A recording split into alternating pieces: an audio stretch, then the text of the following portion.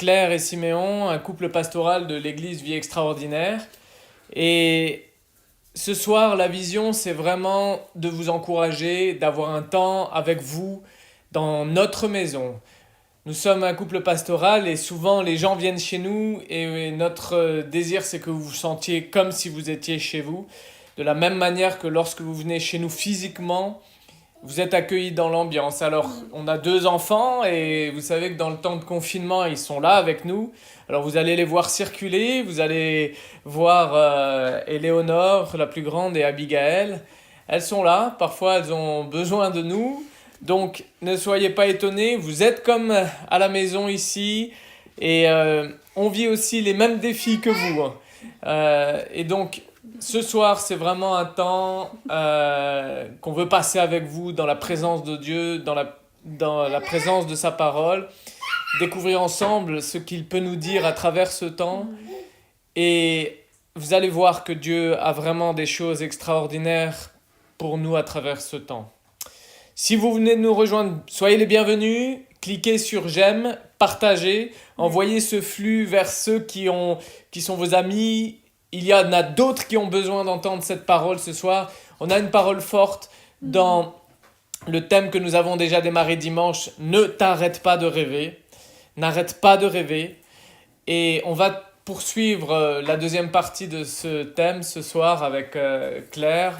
Et avant de démarrer, on va prier pour vous, pour nous, parce que nous avons besoin aussi de la grâce de notre Dieu. Alors, je vais demander à Pasteur Claire de prier, de remettre ce temps entre les mains de Dieu.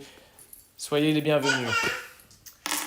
Amen, Seigneur, sois le bienvenu ce soir, Seigneur, dans chacune de nos maisons, Seigneur, que vraiment tu remplisses nos maisons de ta gloire, Jésus, de ta grâce, de ta paix, de ton amour, Seigneur. Parle à nos cœurs, Saint-Esprit, que vraiment nos cœurs soient ouverts maintenant à ce que tu veux nous dire, à ce que tu veux nous révéler, à chacun d'entre nous, Seigneur, et aussi pour ceux qui ne te connaissent pas encore, Seigneur, que tu puisses vraiment te révéler à eux afin qu'ils puissent te connaître, Jésus. Au nom de Jésus, Amen. Voilà, soyez les bienvenus, partagez.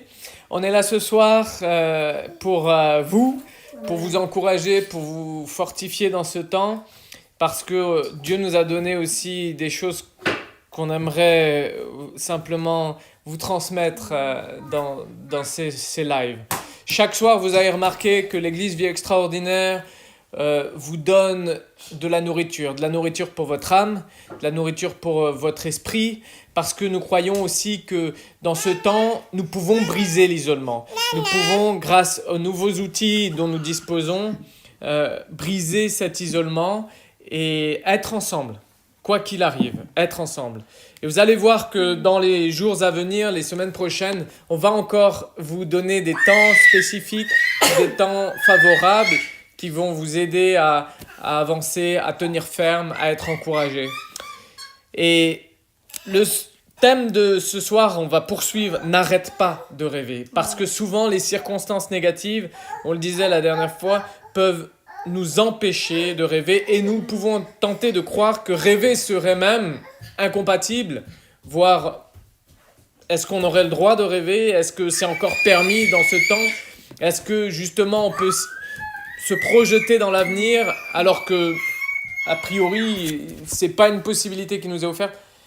Et on avait vu la dernière fois que c'est bon de rêver parce que Dieu veut entretenir nos rêves, il veut nous donner des rêves, il veut qu'on aille encore plus loin, il veut qu'on prévoie la suite, il ne veut pas qu'on s'arrête à ce que nous sommes en train de vivre, il veut qu'on prévoie déjà la suite.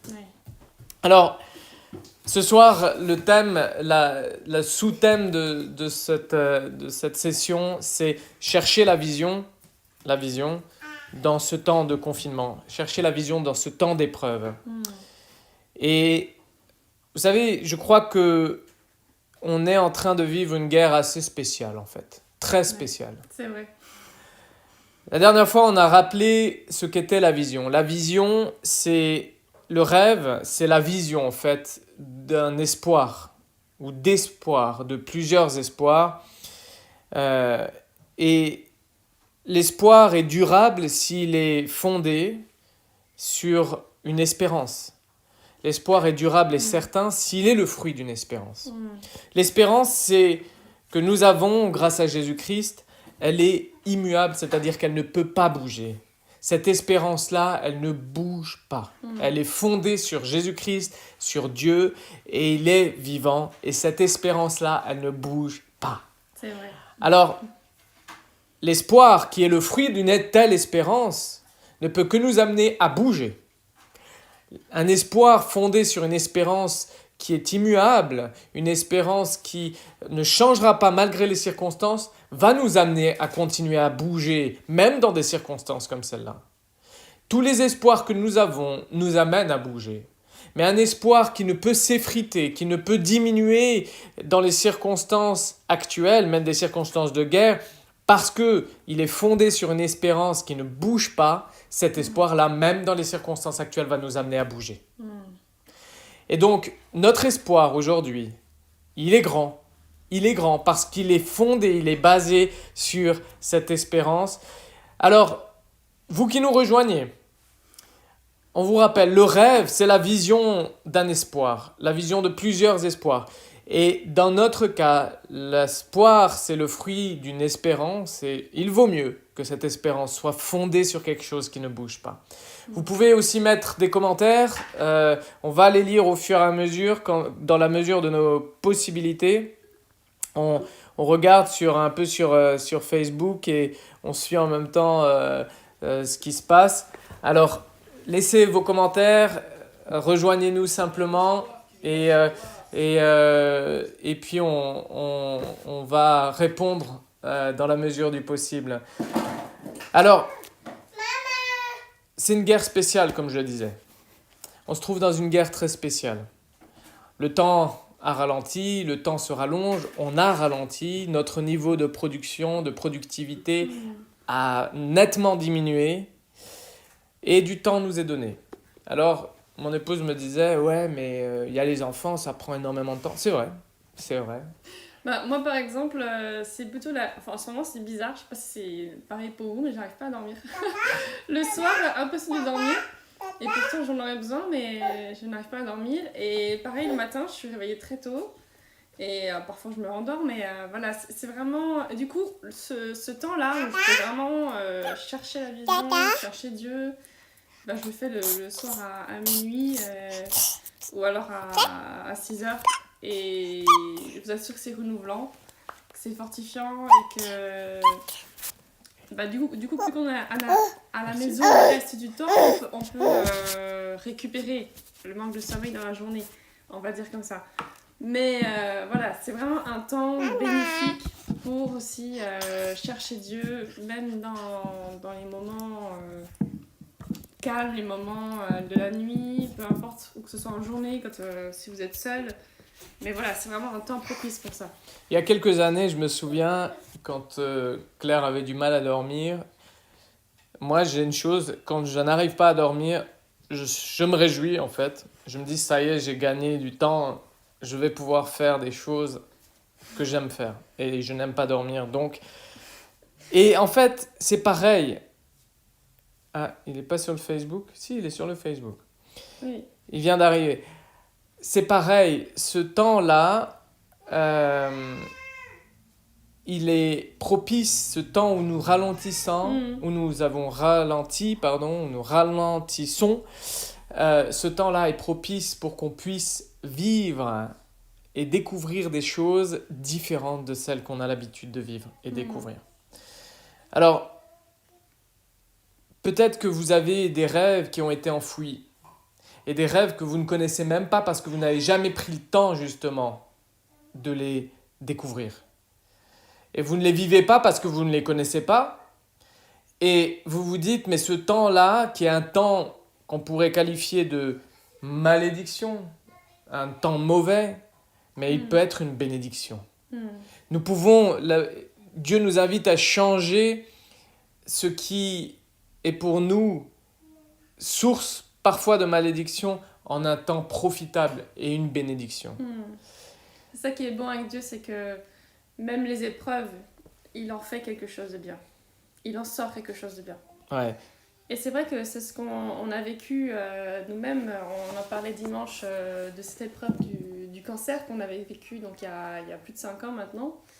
Et ben, on se disait, mais il faut quelque chose pour redonner de l'espoir, redonner de la joie aux gens qui vivent cette épreuve. Parce qu'on avait tellement de gens dans l'hôpital qui, comme moi, passaient par une chimiothérapie et que c'était vraiment difficile, mais ils n'avaient pas d'espoir. Et même ceux qui visitaient l'hôpital, parce qu'il y a des gens qui sont là pour ça, pour visiter les malades à l'hôpital, mais ils n'avaient rien à apporter.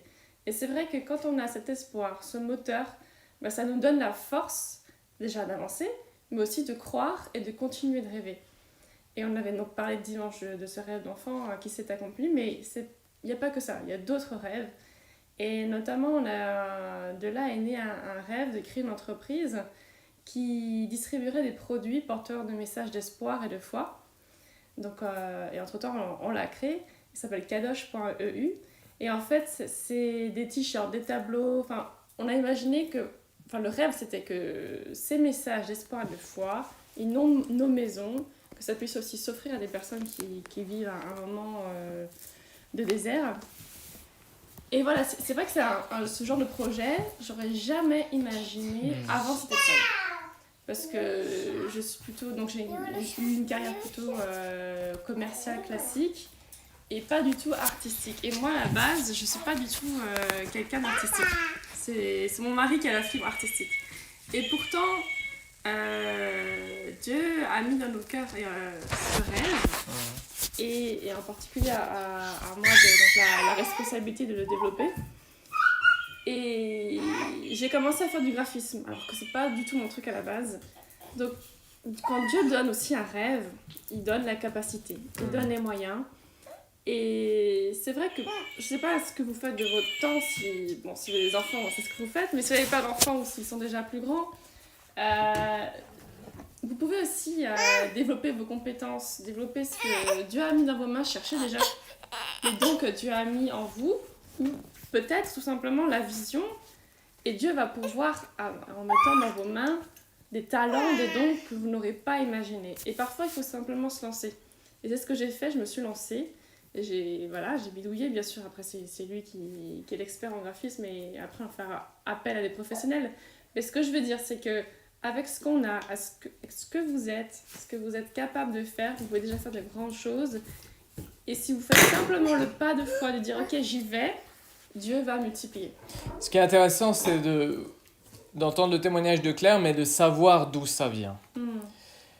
On peut se dire, mais est-ce que c'est né d'un temps... alors voilà, vous verrez des scènes comme ça tout le temps. Hein. Si c'est pas des bêtises, c'est bienvenue à la maison, ok ? Et c'est un temps où, justement, cette vision-là est arrivée quand tu étais au plus bas. Oui, c'est vrai. Quand Claire était au plus bas. Mais regardez ce que dit la Bible dans Habakkuk 2, parce que peut-être vous vous dites, c'est bien beau tout ça, ok, ils ont vécu quelque chose, mais j'aimerais vous dire ce qui a été justement notre moteur. Notre moteur, c'était de savoir quelle était notre espérance. Notre espérance était fondée sur Dieu. On savait qu'on allait sortir de cette guerre qui était le cancer. Et on savait qu'on allait sortir victorieux, et on savait aussi ce que l'on allait pouvoir faire. On avait des espoirs énormes à l'issue de cette guerre. Mais pendant cette guerre, écoutez bien, pendant cette guerre, ce que l'on a fait, c'était ce que nous dit la Bible là. Habakkuk, dans le chapitre 2, au verset 1, il dit comme ça, « J'étais à mon poste. » Il est resté à son poste. Quelle que soit la bataille, quelle que soit la difficulté autour de lui, j'étais à mon poste et je me tenais sur la tour. Je veillais pour voir ce que l'Éternel me dirait. Il a veillé, il est resté éveillé, il ne s'est pas endormi à cause des circonstances, il n'a pas mis en pause ce que Dieu voulait dire à son cœur, il ne s'est pas laissé, distancer de ce que Dieu avait comme projet à cause des circonstances douloureuses. Non, il a veillé, il est resté éveillé. Et en veillant, voici ce qu'il dit, j'ai veillé pour voir ce que l'Éternel me dirait et ce que je répliquerai après ma plainte. C'est-à-dire que dans le temps de la douleur, il savait qu'il allait donner une réponse à cette vision. Dans le temps de la douleur, il voulait entendre ce que Dieu lui dit pour le voir et offrir une réponse. Et c'est ce que nous voulons vraiment vous dire ce soir. C'est que même dans le temps de la douleur, et on va voir comment faire, dans le temps de la douleur, nous pouvons entendre, chercher ce que Dieu nous dit pour voir quelle est la vision, pour découvrir la vision. Et vous savez une chose qu'on a faite quand on était dans cette épreuve, on a commencé à écrire. Commencé à écrire énormément de choses. Dieu était en train de nourrir notre âme, nourrir notre intelligence, et on a écrit. Et tous ces rêves-là, et on a encore qui restent à réaliser, énormément. Mais tous ces rêves, on les a écrits. C'est vrai qu'en parenthèse, justement dans ce temps d'épreuve, je me disais, je rêve de vacances, forcément. On est enfermé, enfin moi j'étais enfermée dans une chambre d'hôpital, mais c'est encore pire, c'est mieux à la maison quand même. Mais je me dis, je rêve de vacances. Et en fait, ces vacances justement, donc on les a fait très simples, hein. On a pris un camping au mois de septembre près de la mer, donc c'était vraiment un temps privilégié. Et c'est vraiment dans ce temps-là qu'on a pris à part, qu'on a pu écrire cette vision. Exactement. Et c'est un encouragement qu'on vous laisse ce soir, parce que Dieu nous le demande. Il dit, Habakkuk est dans cette espérance-là, que Dieu va lui parler. Et Dieu parle, il est bavard. Il veut te donner des rêves, il veut te montrer ses rêves. Il veut t'offrir une vision. Les rêves, c'est la vision de cet espoir. Mais il dit comme ça, Habakkuk, écris la vision. Grave-la sur des tables, écris-la, afin qu'on la lise couramment. Oui. Ce temps-là n'est pas une fin, c'est le début de quelque chose de nouveau. Celui qui va déterminer la fin, c'est Dieu. Et ça, c'est notre espérance. C'est-à-dire que tant que Dieu n'a pas déterminé la fin de nos jours, alors notre espérance reste vivante. Et de cette espérance naissent des espoirs qui nous conduisent à encore projeter des rêves, et des rêves, et des rêves. Et je vous assure une chose, nous, on n'a pas fini. Amen. Et on veut vous encourager à faire cela. Parce que c'est vrai que Dieu a rêvé déjà de chacun d'entre nous avant même notre naissance. Et la Bible dit que c'est un projet de paix et non de malheur, avec un avenir et de l'espérance. Et donc ça ne va pas s'arrêter là. Et surtout que les projets qu'il a pour nous, ils ne sont pas juste pour notre plaisir. C'est qu'à travers, bien sûr, on va en profiter, mais qu'à travers nos vies, on puisse être une bénédiction, apporter des bonnes choses à tous ceux qui nous entourent. Et je crois que la meilleure chose qu'on peut apporter, c'est justement cet espoir que nous avons en Jésus-Christ. Et tous nos rêves, finalement, sont orientés vers ça. C'est vraiment diffuser, partager cet espoir. De quelque manière que ce soit à travers une entreprise, que ce soit à travers un projet social, que ce soit à travers un projet éducatif, peu importe.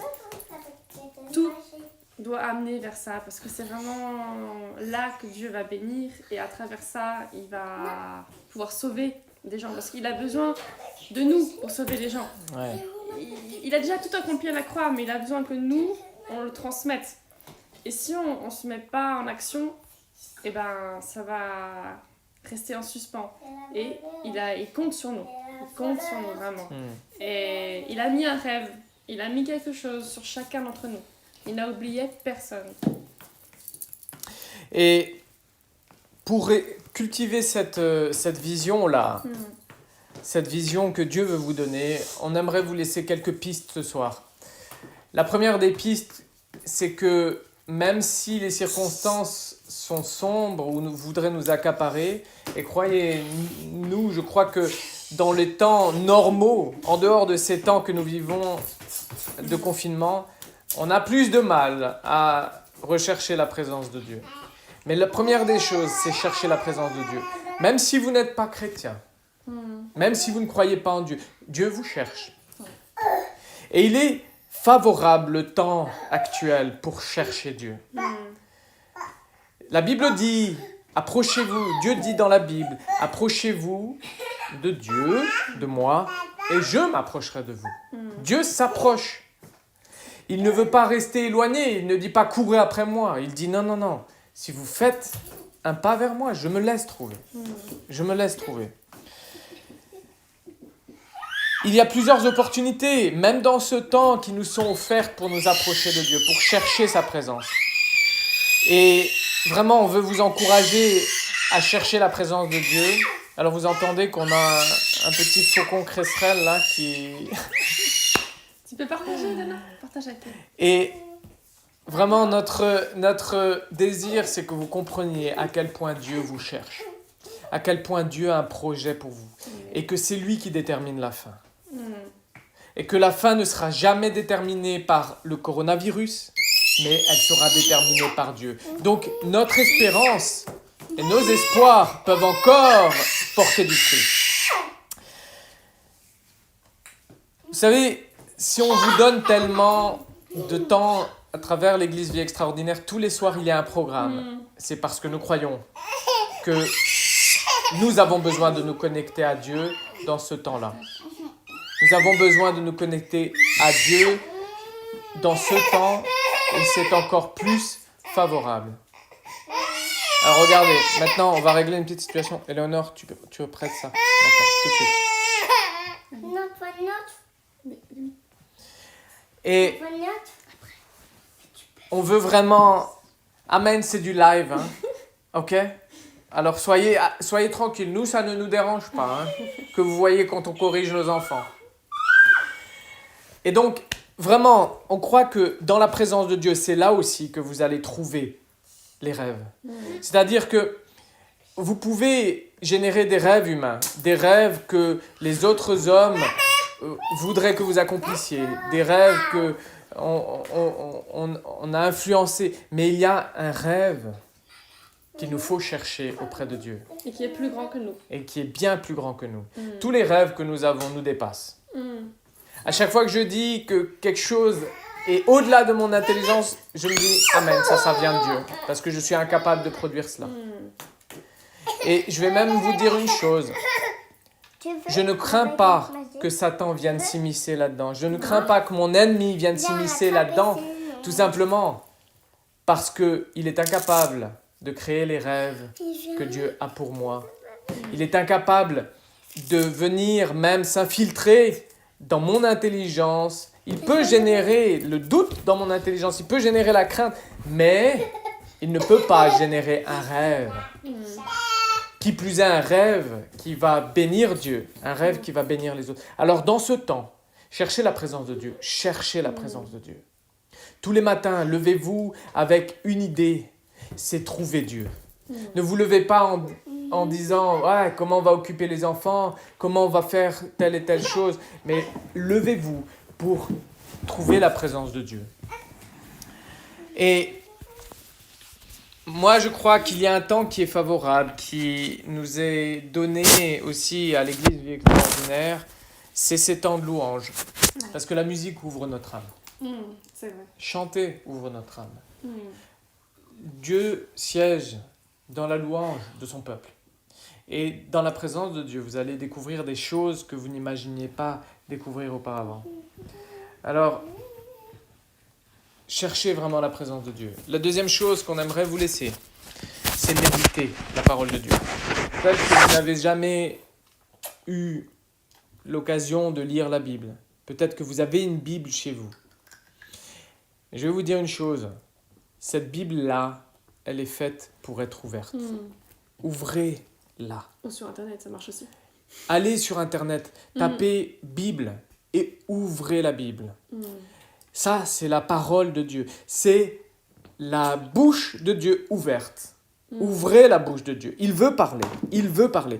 Et il a déjà tellement parlé que là-dedans, vous en avez pour toute une vie pour découvrir et appliquer ce qui est dedans. Amen. La Bible dit dans le psaume 1, il dit « Celui qui trouve son plaisir dans la loi de l'Éternel et la médite jour et nuit, il est comme un arbre planté à côté d'un cours d'eau et il donne son fruit en chaque saison. » C'est-à-dire que tout le temps, il porte du fruit. C'est vrai. Et tout ce qu'il lui fait, toutes ses entreprises, nous dit la Bible, lui réussit. Amen. Vous vous rendez compte? C'est énorme. Ça veut dire que dans cette parole de Dieu, il y a des révélations, des choses qui vont vous permettre de vivre bien. Et si on a eu tellement de rêves, c'est parce qu'on a, même dans le temps d'épreuve, dans le temps de maladie, de Claire, on a aussi cultivé ça. C'est vrai. On s'est rapproché de Dieu.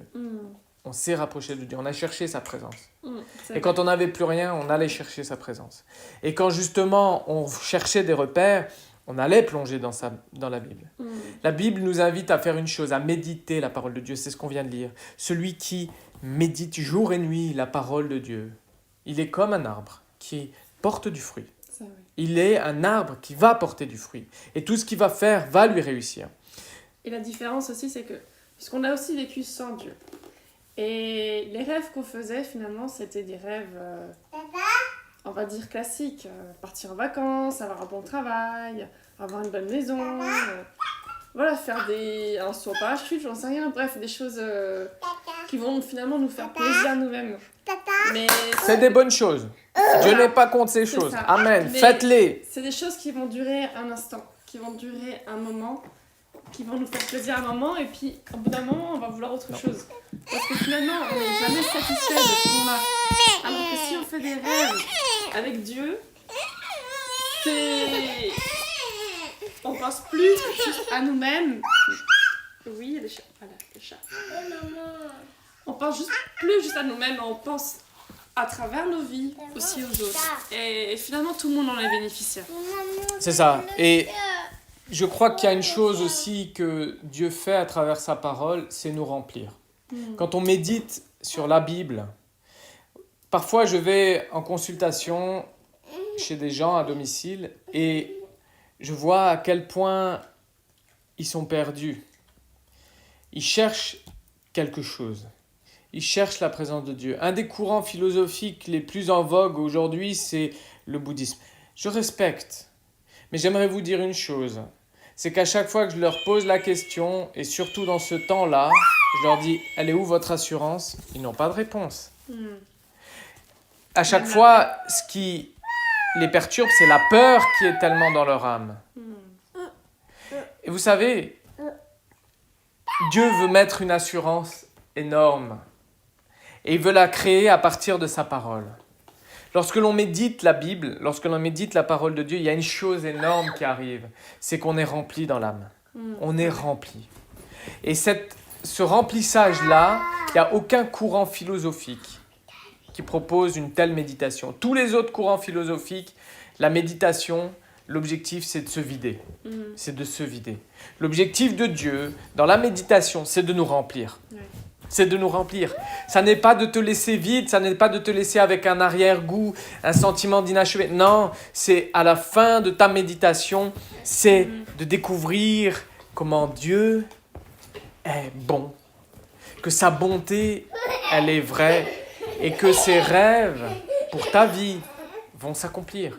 Et on le découvre à travers la Bible, parce qu'il y a des exemples d'hommes et de femmes qui ont fait confiance en ce Dieu et qui ont accompli leurs rêves. C'est vrai.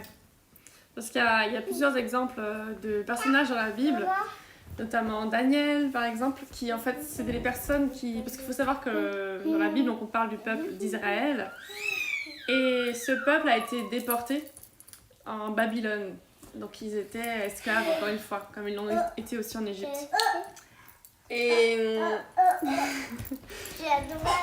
même dans ce temps où ils étaient esclaves, loin de leur pays, dans un endroit où ils étaient méprisés, où ils n'avaient aucune liberté, eh ben, ils ont continué de faire des rêves. Et notamment, ils ont rêvé de rebâtir leur maison, rêvé de rebâtir leur temple. Parce qu'à l'époque, il n'y avait pas d'église, c'était un temple. Et ils ont rêvé grand. Donc, Amen. vraiment, tout est possible. Ils ne se sont pas laissés conduire par les circonstances. Ils étaient loin de leur pays. Ils étaient loin des circonstances favorables. Et c'est ce que nous vivons aujourd'hui. On est peut-être loin des circonstances favorables. Mais je crois que ça va nous permettre aujourd'hui de savoir ce qui est essentiel. Ça va nous permettre de nous concentrer déjà maintenant sur ce qui est important.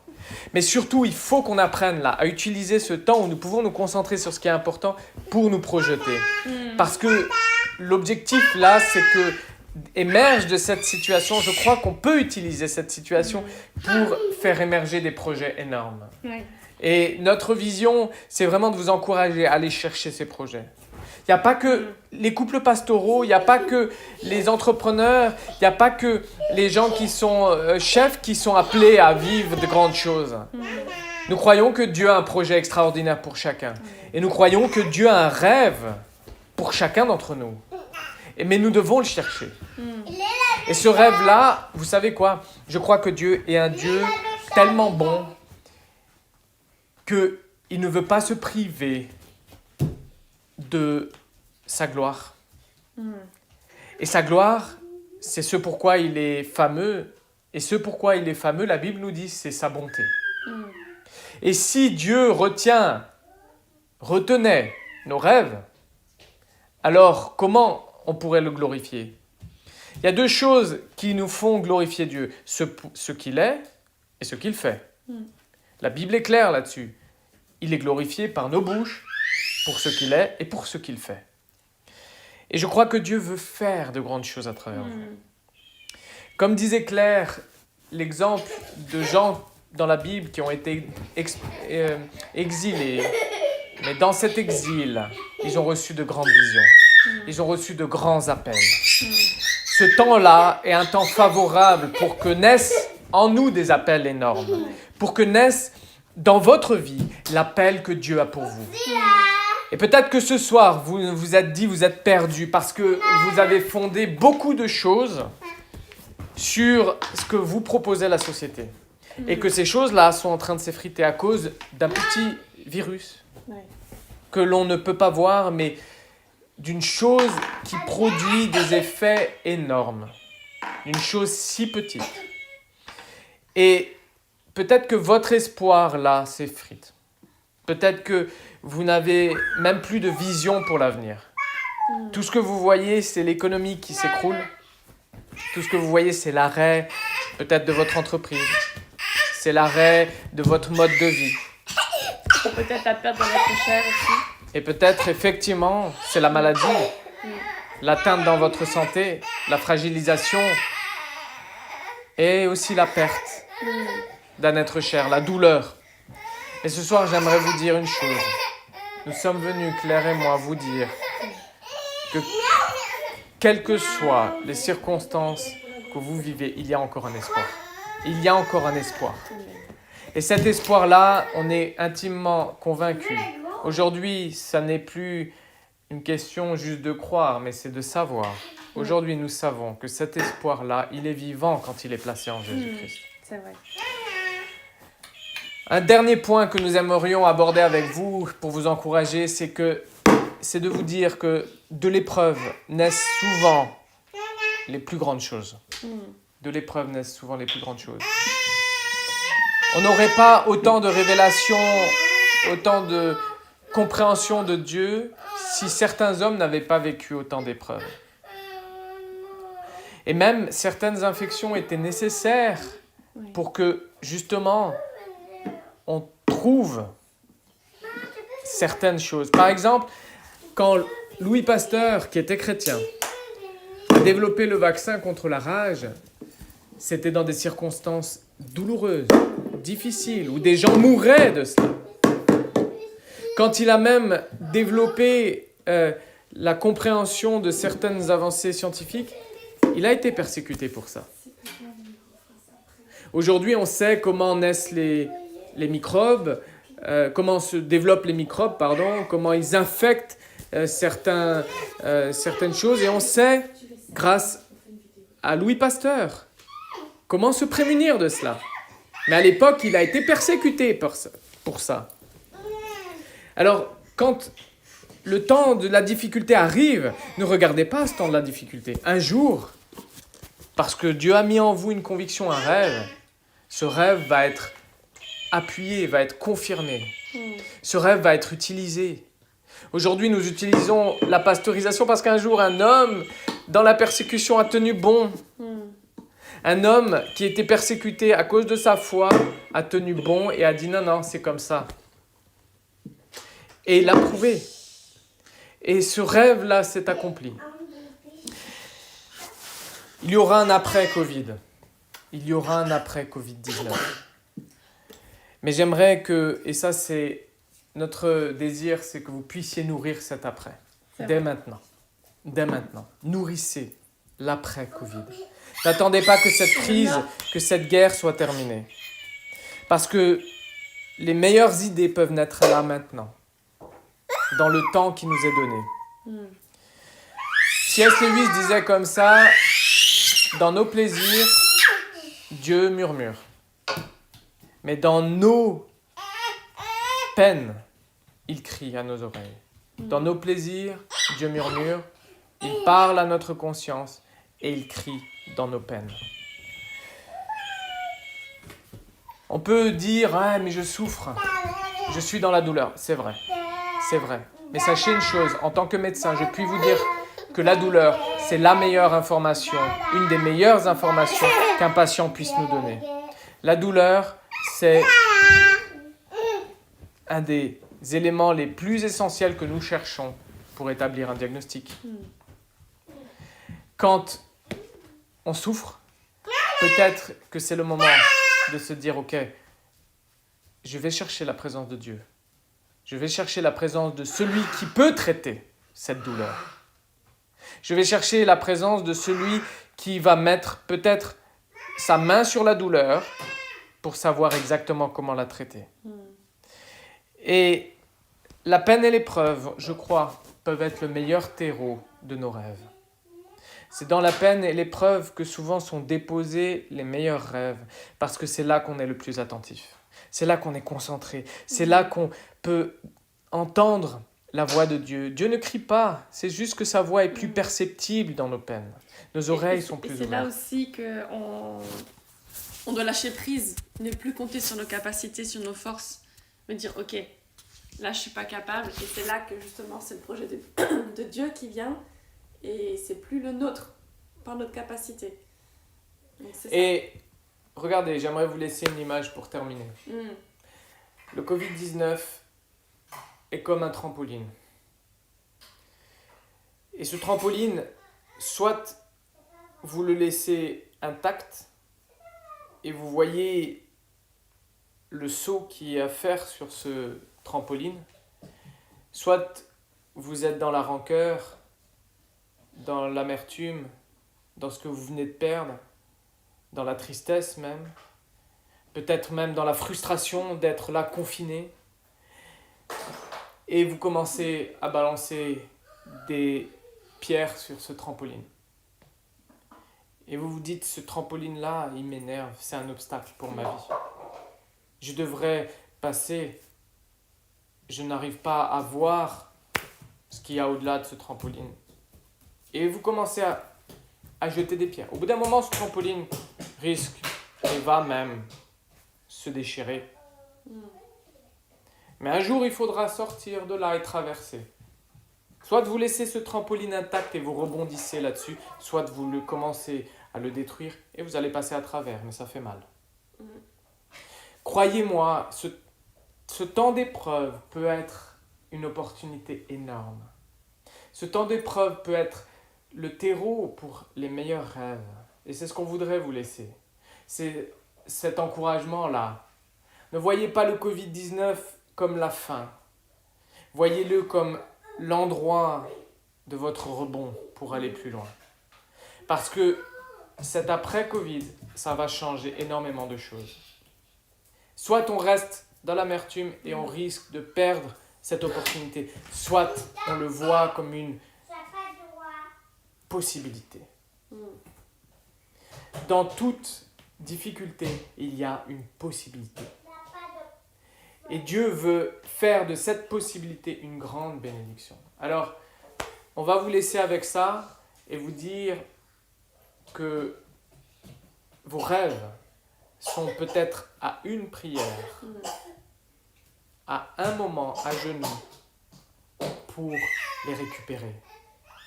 Mais surtout ces rêves, ils sont là à votre portée. C'est vrai. Alors, que Dieu vous bénisse. On s'est réjouis de passer ce temps-là avec vous. Merci pour les commentaires. Et on veut vraiment que que vous puissiez cultiver cette attitude-là. C'est pas la méthode Coué où on ferme les yeux sur les circonstances. Non, la foi ne nous sort pas de la réalité, mais la foi nous fait traverser la réalité.